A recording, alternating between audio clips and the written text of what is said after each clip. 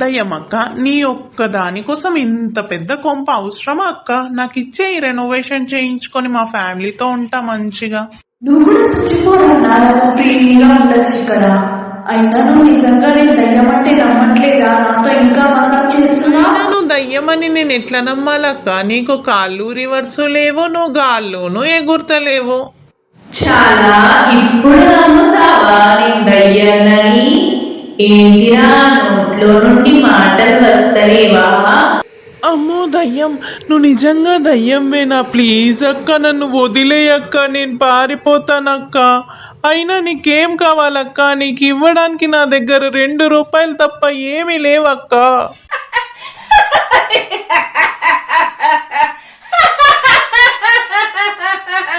ఇంత లడ్డుగా ఉన్నావు, నిన్ను చంపితే నాకు 3 రోజులకి సరిపోతావురా. బోడి 2 రూపాయలు ఎవరికి కావాలరా? అమ్మో, ఇది నిజంగా దయ్యమే. ఇక్కడి నుండి ఎలాగైనా తప్పించుకోవాలి. బన్నీ 1 2 3 చలో పరార్. ఏందిరా పారిపోదాం అనుకుంటున్నావా? అయ్యయ్యో, ఇలా పట్టేసింది ఏంటి అక్క? నువ్వు అంత దూరం ఉండే కదక్క, ఒక్క సెకండ్ లో ఇక్కడికి ఇట్లా వచ్చినావు అక్క. నేను గాల్లో ఇక్కడికే కాదురా, ఎక్కడికైనా వెళ్ళగలను, నిన్ను కూడా తీసుకెళ్ళగలనురా. దయ్యం గారు, ప్లీజ్ నన్ను వదిలిపెట్టండి, తీసుకెళ్లి మా ఇంటి దగ్గర వదిలిపెట్టండి. నాకు చాలా భయం వేస్తుంది దయ్యం అక్క, ప్లీజ్ పంపి అక్క. నువ్వు నా ముందు ఎన్ని డ్రామాలు వేసినా, ఎంత ఏడ్చినా, ఈ రోజు నిన్ను చంపి తింటానురా. సరే అక్క, చంపుదులే, కానీ చంపే ముందు నాది ఒకటే ఒక చిన్న కోరిక అక్క. నాకు చికెన్ బిర్యానీ అంటే చాలా ఇష్టం, అది తిన్నాక చంపక్క. ఇప్పుడు అవన్నీ ఎక్కడి నుండి తేవాలరా? అరే వెరీ సింపుల్ అక్క, నువ్వు ఎట్లయితే మా ఇంట్లోకి ఎగురుకుంటా వచ్చి నన్ను ఎత్తుకొచ్చావో అట్లనే ఒక హోటల్ కి పోయి ఒక చికెన్ బిర్యానీ, ఒక మటన్ ఫ్రై ఎత్తుకొచ్చాయి, తిందాం. అంటే ఇప్పుడు నన్ను బయటికి పంపించి నేను బయటికి వెళ్ళగాని నువ్వు పారిపోదామని చూస్తున్నావా? చచా, నువ్వు పంపినా కూడా నేను పోనక్క. బిర్యానీ తిన్నాకే పైకి పోవడమైనా బయటికి పోవడమైనా. నువ్వు అస్సలు టెన్షన్ పడకక్క. ఏంటిరా బిర్యానీ బిర్యానీ బిర్యానీ ఎప్పుడు తిననట్టు అంటున్నావు? తిన్నా, చాలా సార్లు తిన్నా, కానీ మా అమ్మ చేసే పులావ్ లాంటి బిర్యానీ లేదా డబ్బులు పెట్టి హోటల్లో తిన్నాం, కానీ ఎప్పుడు ఇలా దయ్యం ఎత్తుకొచ్చే బిర్యానీ తినలేదు. అందుకే దయ్యం అక్క, నువ్వు ఎత్తుకొస్తే తిందామని చూస్తున్నా. భయా, నువ్వు వెళ్ళి చికెన్ బిర్యానీ మటన్ ఫ్రై తీసుకొనిరా. అమ్మో, ఒక కాకి, ఒక కుక్క, ఇవన్నీ ఉన్నాయా దయ్యమక్క నీ దగ్గర?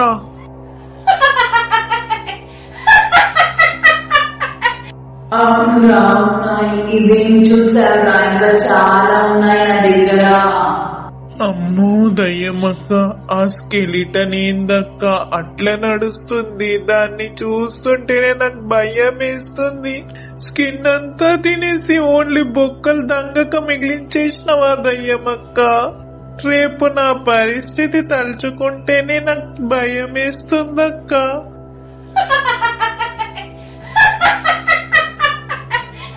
అది కూడా ఒక ఆత్మీరా. ఇదిగో తినరా బిర్యానీ, నువ్వు త్వరగా తింటే నిన్ను ఏం తింటానురా. నువ్వు కూడా రా అక్క, నాకు ఒంటరిగా తినే అలవాట్లేదు. ఆఖరిసారి నీతో కలిసి తింటానక్క.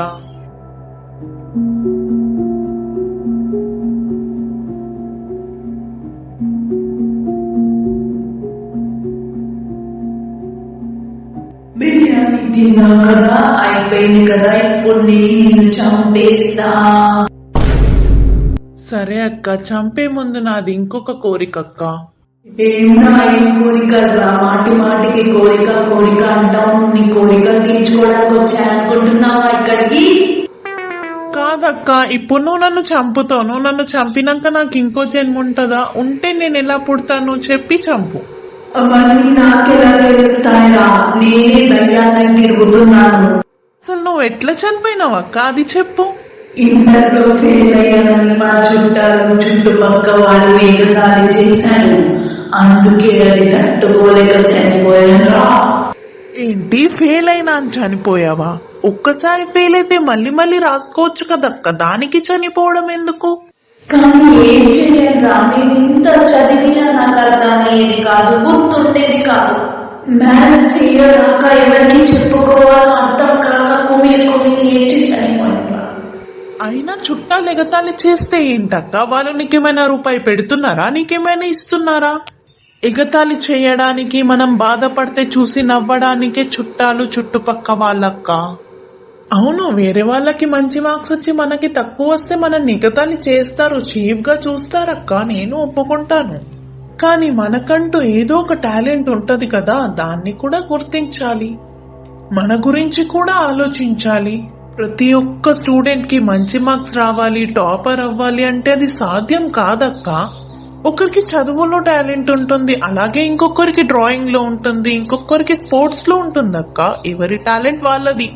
ఇంత చదివినా అర్థం కానప్పుడు మనకున్న టాలెంట్ ని బయటికి తీసి దాంట్లో ఇంట్రెస్ట్ పెట్టి మనము ఏంటో వాళ్ళకు చూపియాలక్క, అంతేకాని ఇలా చనిపోకూడదు.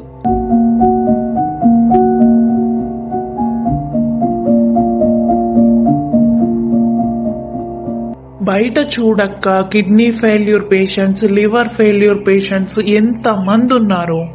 వాళ్ళందరూ బ్రతకడం కోసం పోరాటం చేస్తున్నారక్క.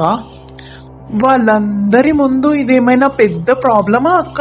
ఒక్కసారి ఆలోచించు.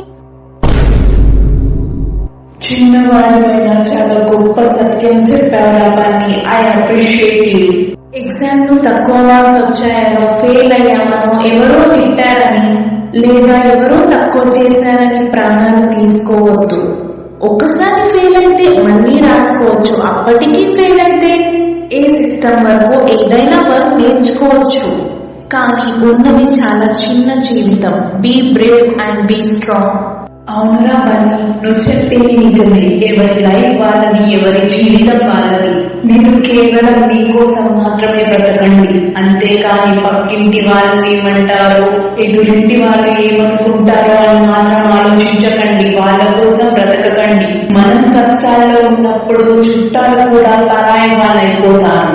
మనం బాధపడేటప్పుడు ఎవ్వరూ వచ్చి రూపాయి ఇవ్వరు, కానీ మన బాధని చూసి నవ్వుకుంటారు. కాబట్టి ఎవరి జీవితం వాళ్ళదే, కాబట్టి మీకోసం మీరు బ్రతకండి. నేను ఇచ్చే సలహా ఇదొక్కటే. Thanks for watching. Please like, share and subscribe to